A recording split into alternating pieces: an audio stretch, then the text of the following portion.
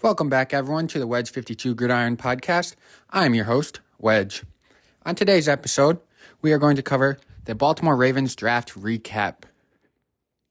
Before we jump into everything, please make sure you follow and share this podcast to all of your fellow NFL and Baltimore Ravens fans. And if you'd like, please follow us on Instagram at the Wedge 52 Gridiron.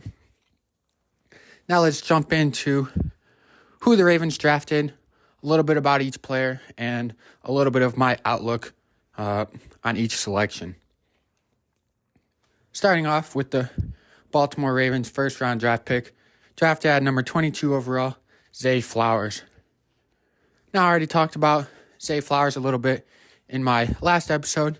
If you guys want to go check that out, I go a little bit more in-depth with my thoughts regarding that situation and the new Ravens wide receiver room. Zay Flowers is a wide receiver from Boston College. Throughout his college career, he put up just over 3,000 yards to go along with 29 receiving touchdowns. Last year, Zay Flowers was able to have the third most yards after catch in the Power 5 last season.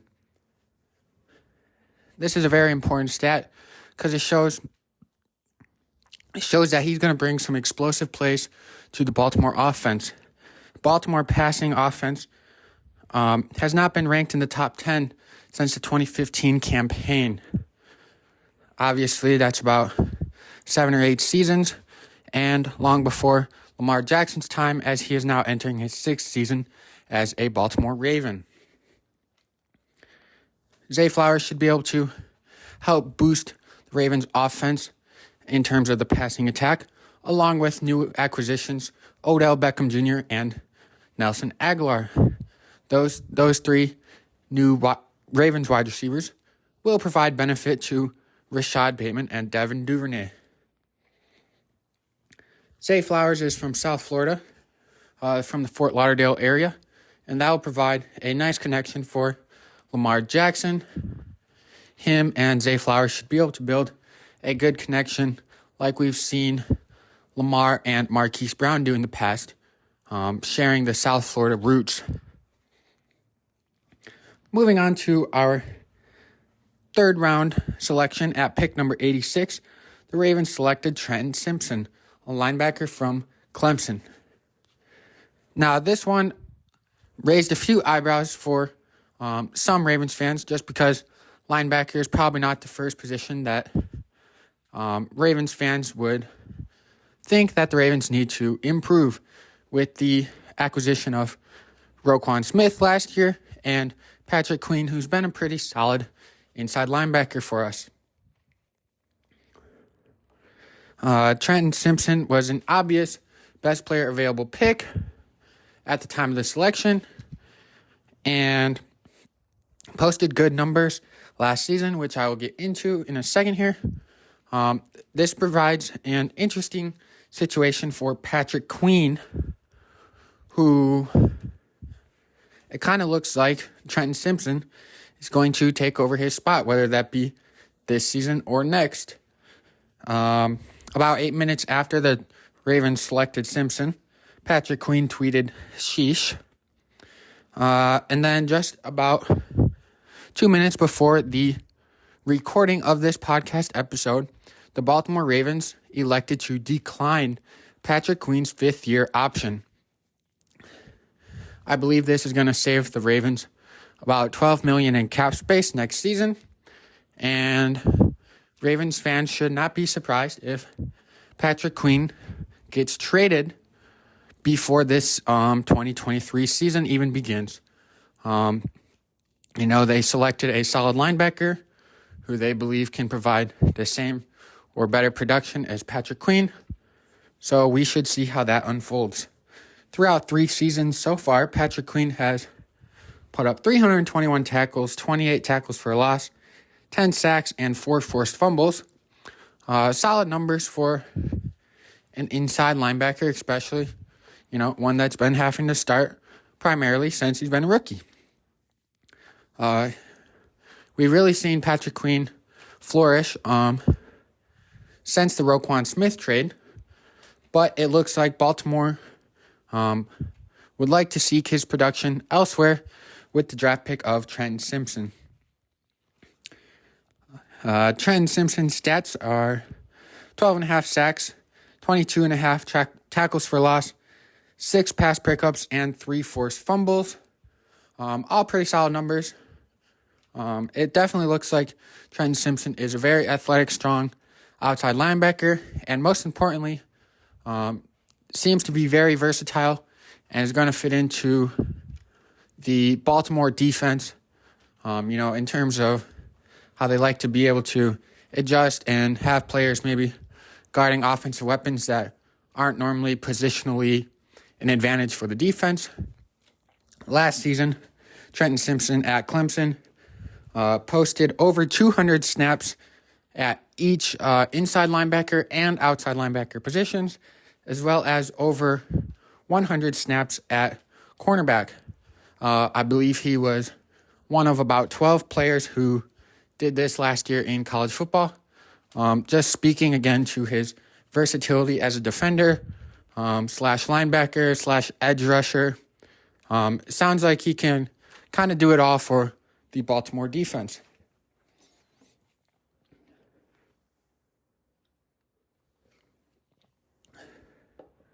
The third selection for the Baltimore Ravens in the 2023 NFL Draft came at pick 124 in the 4th round, and they selected Tavius Robinson, outside linebacker from Ole Miss.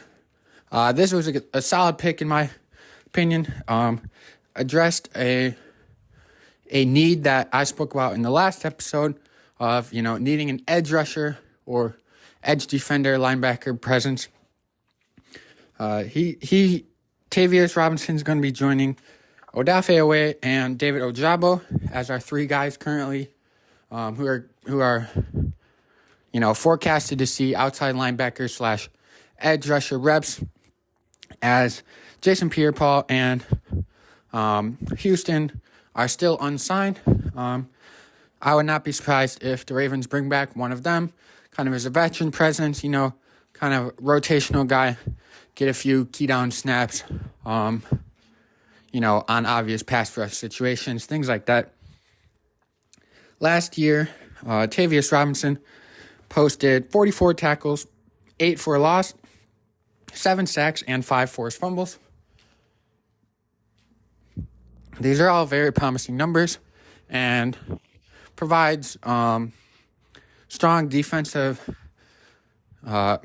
pressure for the Baltimore Ravens in this upcoming season.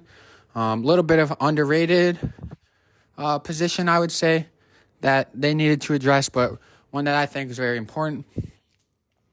This leads us into our next pick of probably the most obvious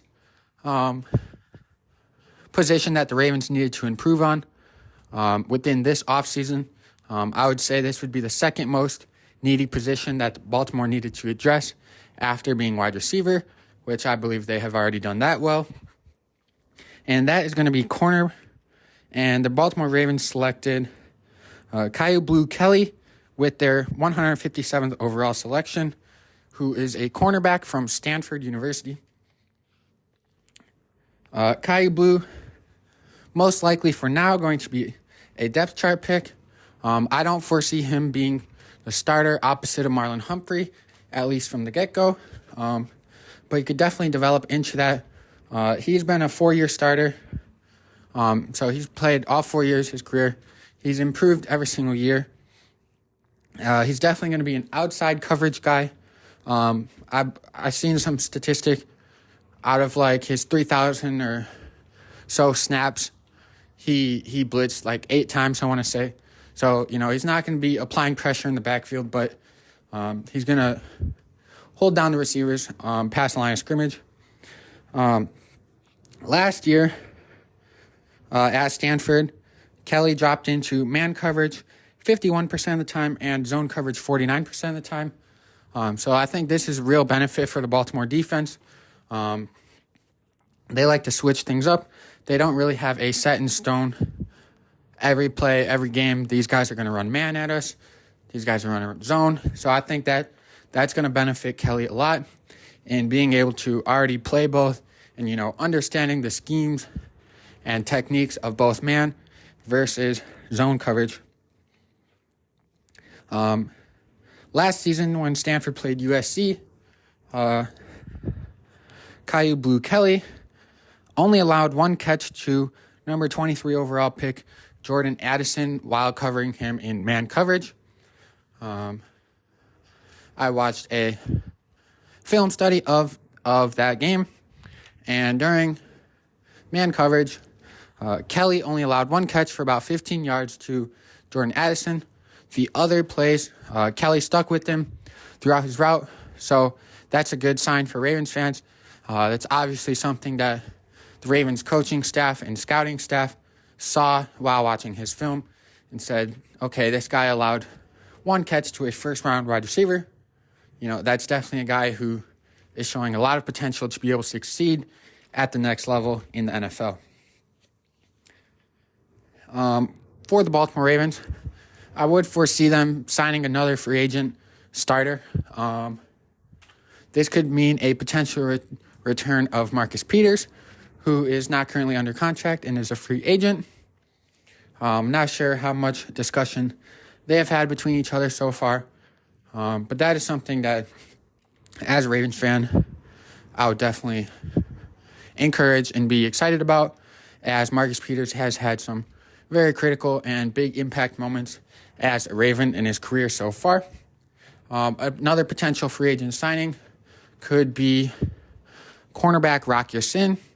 I believe that he is probably the second best option. Either him or Marcus Peters would probably be the preferred free agent signing at the cornerback position among most Ravens fans.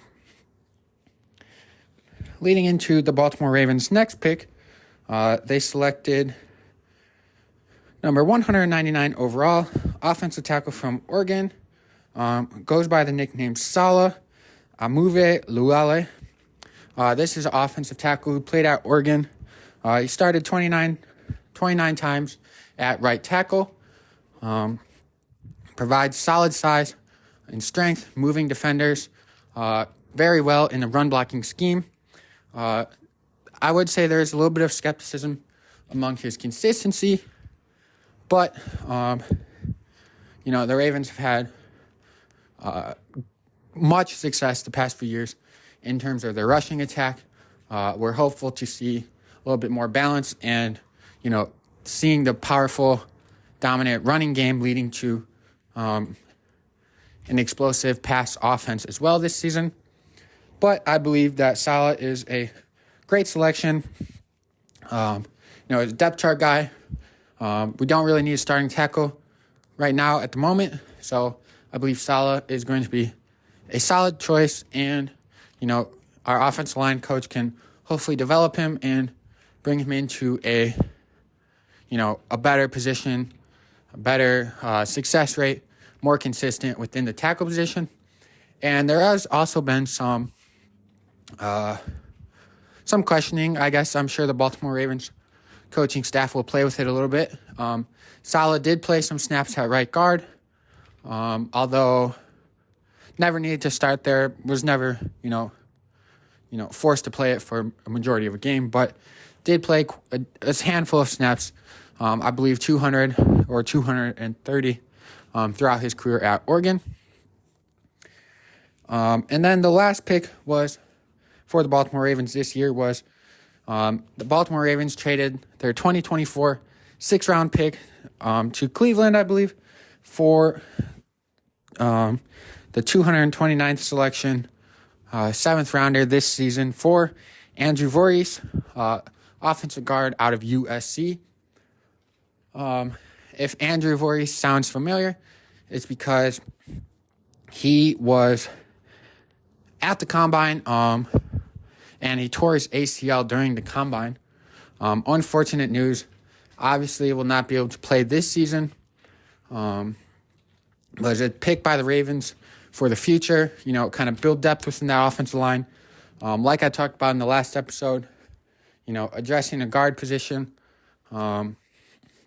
with our situation at guard that's approaching Kevin Zidler's contract and his age, kind of, and Ben Powers signing elsewhere in the NFL.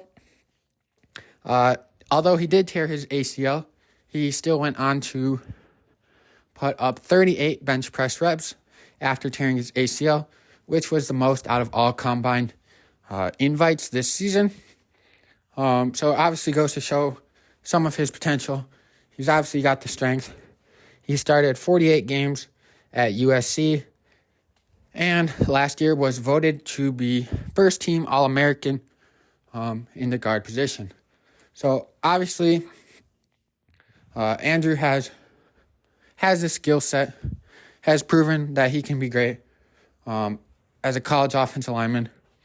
Would hopefully be able to translate that to the next level starting next season in the 2024 year, as he'll be recovering from the ACL.